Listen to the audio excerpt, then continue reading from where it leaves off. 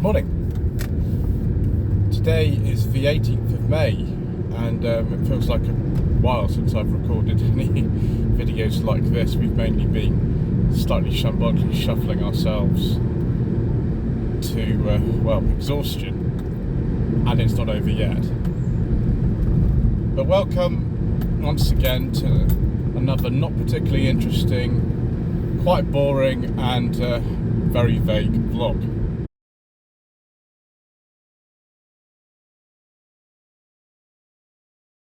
So today's subject is not about shambolic shuffles at all, it's about something else. So at time of recording, actually, tomorrow a video will be released on my channel talking about the very first day that I owned the 1989 Nissan Sunny 1.6 GSX Saloon, a Sunny of the N13 variety. We haven't made the biggest amount of progress with the car since the video that was recorded at the end of April. Obviously it's quite a long time has passed since then and I've been quite busy.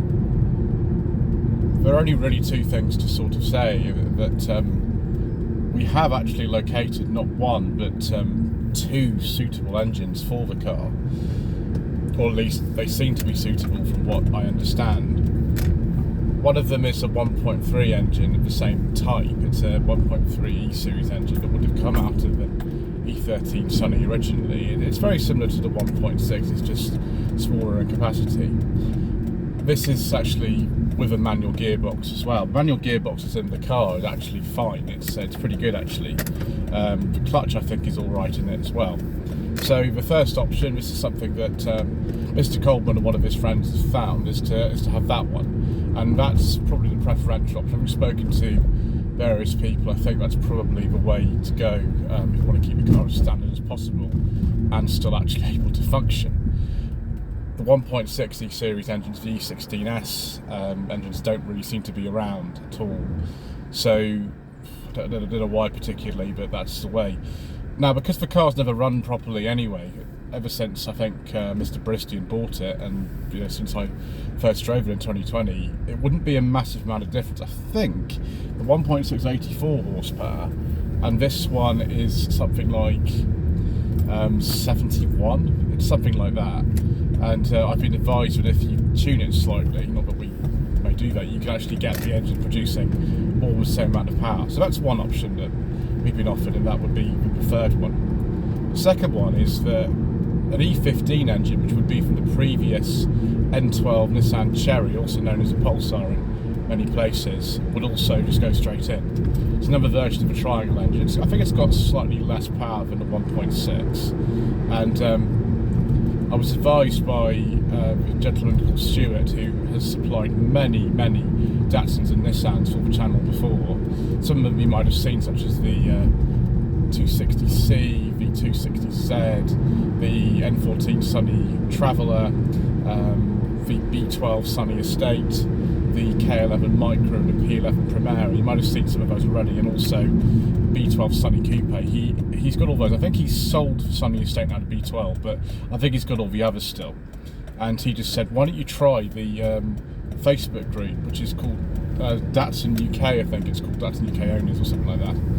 And it's proven to be quite useful, with a gentleman on there who actually said, I've not only got the E15 engine out of the Cherry, I've also got a GA16 or GA14 engine, but it's the 12 valve version, the early version, and those are quite easy to actually put in to a car that was originally designed for the E-Series engine, because it's just this sort of facelifted N13 engine really. And there are some differences, and generally they probably are a bit better, but we want the originality, so I said, well, the E15 would be our preference. So that's the situation really at the moment. Is Mr. Coleman is ready, along with his uncle, to put the engine in the car, and once we've actually identified whether that 1.3 engine is any good, we can either ask for a 1.5 engine, and then one of them probably will work out and we'll get it going. it is a bit slow because it's trying to identify where things are, and also because I'm quite busy with other stuff as well as you know, doing about 1 million sort of Shambolic shuffles. And today I'll be going, once I've been to a place I'm actually on my way to now, I'll be going to the Chiltern Hills Classic Car Show tomorrow, and that will be another sort of 7-8 parts. Then there's another show I'm going to during the bank holiday weekend at Enfield. That will be the sort of last of this sort of extraordinary run of slightly Shambolic shuffles that you would have seen, which some of you like. The channel figures have gone up since I'm doing this.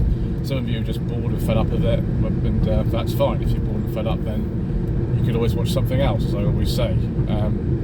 But there we go. There's a lot of other stuff actually coming up as well. The stuff I recorded before the beginning of this month, and also other things. So, you know, there is some variety, like this, you know, Sunny project, and hopefully we'll have something suitable as well to go to other events such as BMC Leyland Show, Beale Autumn Rally, things like that. So, things to keep you amused, I hope.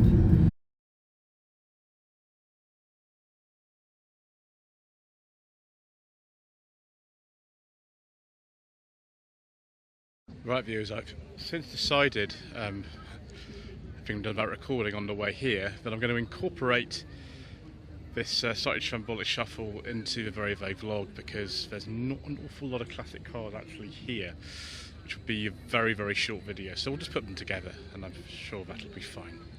So in 1960, Porsche 356B Super 90. This is owned by a gentleman by the name of James, who is part of the Test Valley Motor Enthusiasts.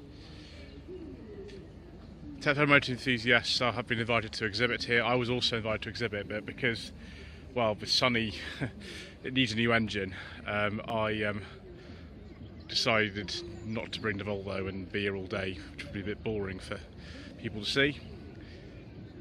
1948 Triumph Roadster. This is originally an 1800. It's actually since been changed to a 2-litre engine. It's also apparently had some Jaguar seats put in the early 70s. Originally it would have been the bench seat with a gear change on the right hand side, which is insane. Yes, that that plate is not the actual real one on there. That is here for the show, because many of you who are fans of Bergerac will recognise that plate. And it is the same colour as the two cars used in that series as well.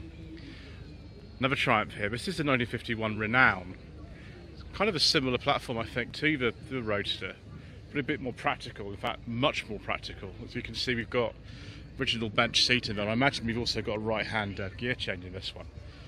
Much more my sort of thing, actually. There's just so much more room in a car like this compared with that. Although you do get the two sort of dicky seats in the back if you go for the Roadster. But probably not as stylish. I used to call these sort of razor edge saloon. The smaller Mayflower was kind of similar looking to this as well. That was a bit of a marketing disaster, really. 1967 Jaguar 3.4 Mark II.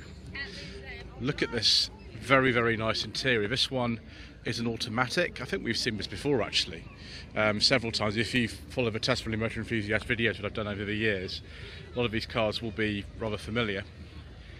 Then a 1970-71 Austin pickup. This is based on the A55 Mark I Cambridge from the late 50s, although they kept it in production under the Austin and Morris badges until 1973, which was insane. So the Farina models that replaced these of the Cambridge and all the other variations on that platform, there were, I think, 6 of them, sort of Riley, Morris, etc.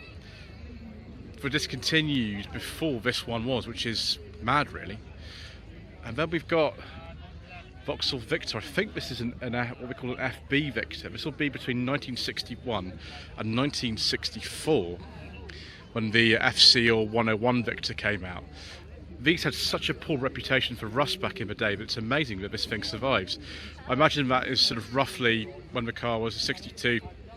Vauxhall, for some reason at this time, they didn't have many model ranges going, and they sort of kept the ones that they had in production for around about 3 years at a time, which was a bit crazy, really. We've got a lovely Stag, 7172 on a K Mark 1. Actually, this one does look in very, very nice condition. It's a manual. The one I've driven is an automatic. But yeah, it's got the chrome sill bits, I think, which one of the Mark IIs mainly. But so many of the cars have had bits swapped over that it's sort of hard to identify which one's which. Back, you know, if you are looking these days. 1951 MG Midget. This is the TD model. I used to hear people refer to these more by the T-type names other than Midget, but you can technically call it Midget as well if you like. That is also very nice. I prefer the TS myself, but that is good. And then we've got something which is with the thumbnail, very, very bright Ford Escort RS 2000. I believe this is a 78, this one. And it is, well, it's immaculate, isn't it? It's absolutely lovely. It's got the later grille with the oval Ford badge, which came in 78. Otherwise, it's very similar to something like the one that was used in Professionals. That was a 1977 car with a 1978 plate. Then we've got another classic Ford here. In fact, literally a classic. This is what it was called. It was called the Consul Classic. They only made these for 2 years, sort of between 1961 and 1963. The styling just didn't catch on, and they had a number of problems with these. The original engine was a 1340cc. This might have a later 1.5, I'm not sure. The Capri, this was based on, lasted a little bit longer, until 64. But yeah, that's always nice to see one of these.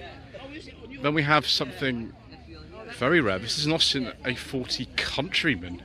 It's one of the first ever British hatchbacks. In terms of saying, well, this is the first hatchback, that's not quite true. There were other ones sort of like this, but this is a very late one. It's actually the last year they made them in '67. And I think we've seen this particular car at the Lock Seaf shows before as well. Then another classic Ford. This is the car that replaced the Consul Classic. It's a Corsair. As far as I know, this is the one that still has that 1.5 pre-crossflow in it, I think they call with the engine. They later got a V4 engine, which will be Essex V4, I think. You don't see too many of these actually for some reason at the shows. You don't see so many of the Consul. Hello, don't see so many of these. Also, the deluxe version.